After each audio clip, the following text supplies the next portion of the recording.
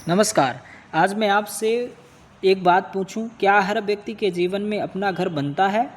जो वो व्यक्ति सोचता है कि हमारा एक मकान होना चाहिए, अच्छा घर होना चाहिए, तो आप सभी का उत्तर मिलेगा नहीं।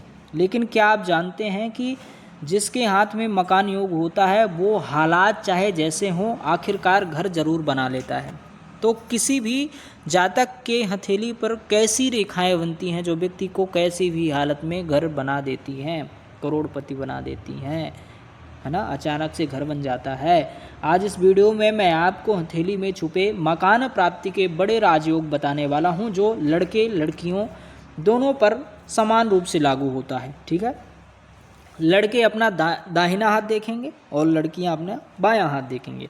वैसे आजकल के परिवेश में दोनों हाथ देखने बहुत उत्तम होने चाहिए। ठीक है, अगर आपको सही निर्णय पर जाना है तो आपको लड़की हो चाहे लड़का हो दोनों हाथ देखने पड़ेंगे।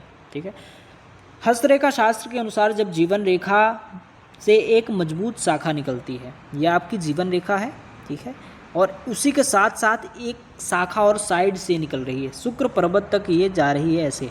ठीक है, अंगूठे के नीचे वाला जो पर्वत है यह आपका अंगूठा है और ये आपका शुक्र पर्वत है की ओर अगर जा रही है तो यह संकेत होता है कि व्यक्ति को भूमि या मकान अपने परिश्रम से प्राप्त होता है। अगर यह रेखा साफ हो, बिना कटाव के हो, तो समझ लीजिए घर स्थायी और सुखद बनता है।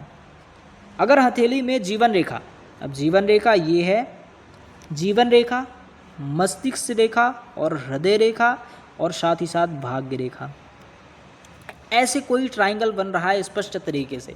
ठीक है, अगर ऐसा ट्रायंगल बन रहा है तो फिर ग्रह सुरक्षा योग बनता है। इसे हम ग्रह सुरक्षा योग, किराए के मकान में अधिक दिन तक नहीं रहते ऐसे लोग परिवार के लिए अपना घर जरूर बनाते हैं, जीवन में आर्थिक स्थिरता प्राप्त होती है।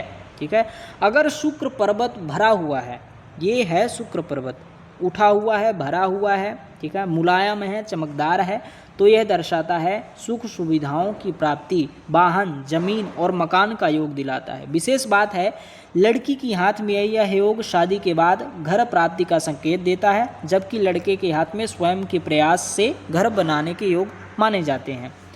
जब भाग्य रेखा ऊपर जाती है, भाग्य रेखा ऐसे करके ऊपर जाती है, ठीक है, शुक्र पर्वत या बुध पर्वत की ओर झुकती है। शुक्र पर्वत कौन सा है?